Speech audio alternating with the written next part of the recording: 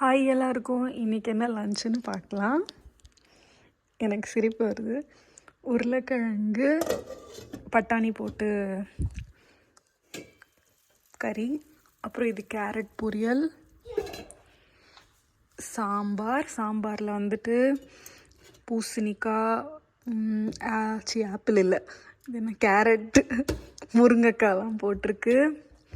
இது மோர் மிளகா, இது சாதம் ஒயிட் ரைஸ், இது அப்பளம், இது ரசம், இது தயிர், அப்புறம் கடைசியில் சாப்பிட சேமியா பாயாசம்.